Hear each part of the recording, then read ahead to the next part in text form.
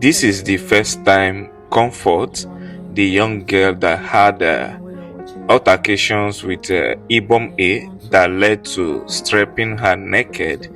This is the first time she's coming out to address the public on what actually happened between her and Ibom Air staff. According to her, she had two phones on that fateful day, and when the announcement was made that passengers should switch off their phone, that she switched off one of her phone, but one of the second of her phone is having issues that the power button wasn't working. And when the woman approached her, she explained to her that she's trying to put it off, but it's not going off, that the phone is already on flight mode, and the phone is having issue that he couldn't switch it off. So from there, the woman was getting so nervous or upset with the whole thing.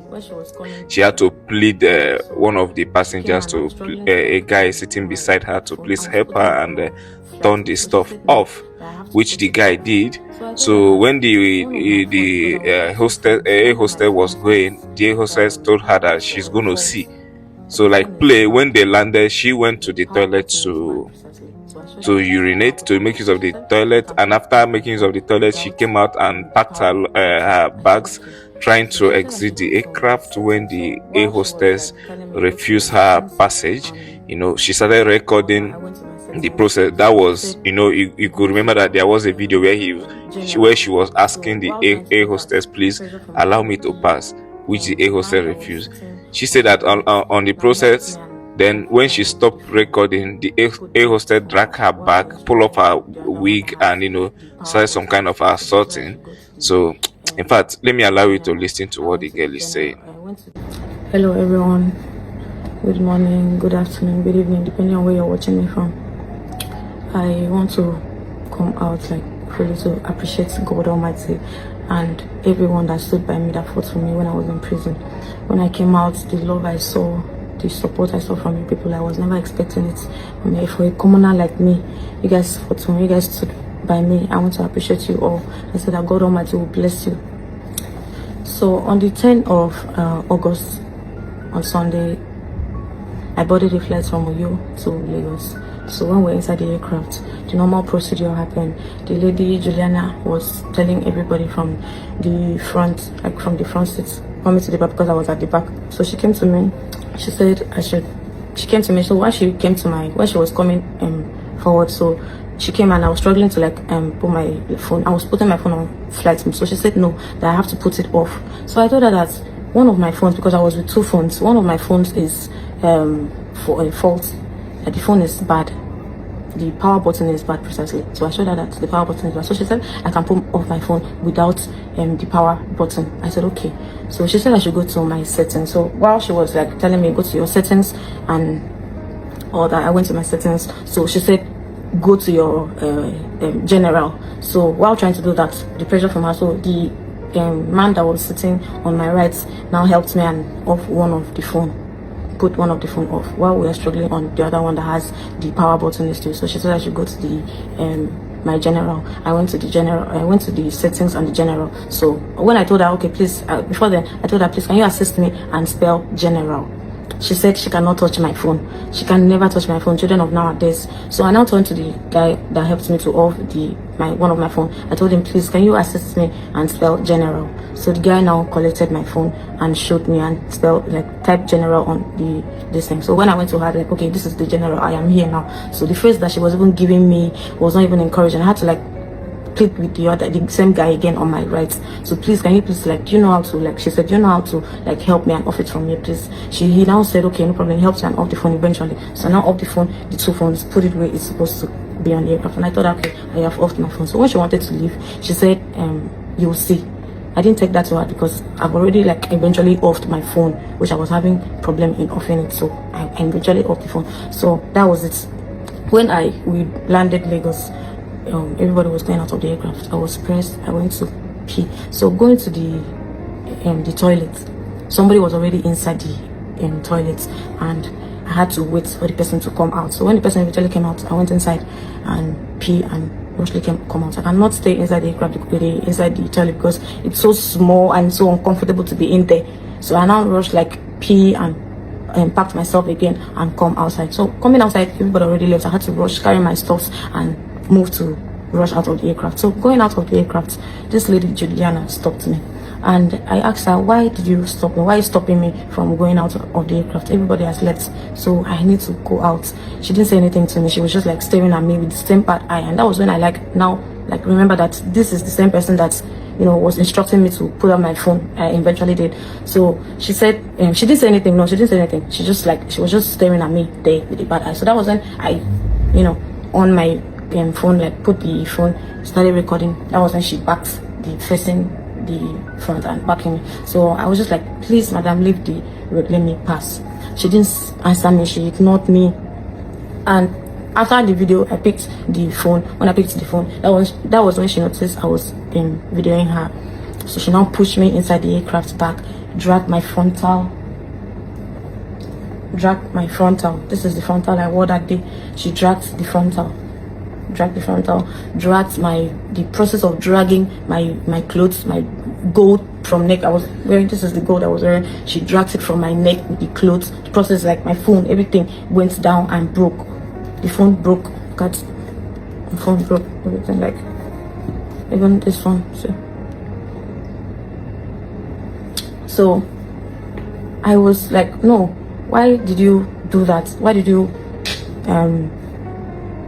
break my phone, like drag my frontal? The pain of removing my frontal, you know how frontal can be when you install it here and then it's forcibly dragged out. It's so painful. So the pain of doing that to me, that was when I went to poke her. God knows that I can never go and poke an elderly woman, somebody that's old enough to be my mom.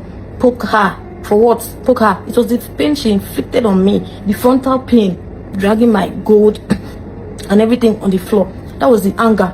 I was so angry. I could not even like hold it. That was why I was asking her, why did you do that on the video, the training video they posted? Why did you do that? Why did you do that?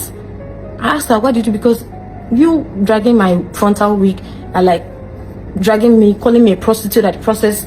No, I just had to ask her, why did you do that? Why did you do that? That was why I poked her on the video. Why did you do that? So while on that, the whole thing, like those guys came inside the aircraft and like started like surrounding me, and I was like, why? Now dragged me outside. That was when they dragging me from there. You saw how they dragged me from the video. That was what happened. Like came inside, dragged me outside, and then at the process, she now like dragged my clothes, and the clothes, it was pain on me because it was pain. I thought that was my inner. It was pain on me. The pain of dragging it, and it's pain. It's wounded me inside. That the pain and everything, the frontal pain, this other pain. I was just trying to like help myself when they dragging me out of there, trying to cover myself. My body was out there, and then they were videoing at the process. My body was out. I was even looking for a way to cover it. Some of them were like trying to like touch me, and I was trying to cover myself, defending myself. Like I was the only one there, and they were like surrounding me, trying to cover myself while they were trying to do video. All of them, they surrounded like videos, cameras everywhere. I was surprised because like I never expected that, like tearing my clothes and videoing everything, videoing me, my body outside, my naked body outside, plus the pain. No, it was so much for one person to play. It was so much on me. I could not like hold myself again. I was just like very angry. Started like asking them, why would you do that to me? Why would you do this to me? And still like video me again and still put it out there. Like the trauma, like it's too much on me right now, because as I'm talking to you like now, I cannot like even go out again because my body is out there. People already know that this is the person. They know me. I cannot even like go out again. I'm ashamed to like go out because my body is out there. Some people have even used it to make sticker. So that was what happened inside the aircraft before the incident that I booked her. She already like inflicted pains on me, which I could not bear it. So right now, I don't know how I will just start from looking for work, going for a work interview. I'm into real estate. Imagine me going to sell a house or advertise a house or try to bring a client to buy a house now, and they are looking at my body. How do I even face them, knowing that my body is out there? How do I face the whole, like everybody that saw that video, knowing that my body is out? How do I even like go for business? Imagine me going for business and somebody's looking all on my unborn kids coming to see that, or a man that will marry me saying that my reputation. No, Jesus. That is why, the reason why I've not come out to say the part of the story is because I was still on treatment. I'm trying to round up my treatment. As you can see, like I'm trying to round up my treatment. That's why I could not come out to say the part of the story, what happened. So that was what happened inside our flight. It wasn't even like a big deal. I never expected that incident off on phone, which I was trying to, not like when she said that she off the phone, I was like telling her no. I told her why the phone was still on, that it was because of the power button. So I never like know that it would come out like this, seeing my body outside. People are even making mockery of me, sending me Instagram, WhatsApp, Facebook. My body is out there. So I don't know how I'll go from here, and I really want to continue my life, my normal lifestyle. People that knows me knows that I am not really a social media person. So I don't know how to face the whole, like the people that saw my video, my family, people that saw the video, facing them, doing business with them, coming to do business, and somebody's watching my body. It's so embarrassing. I don't even know how to come about with that.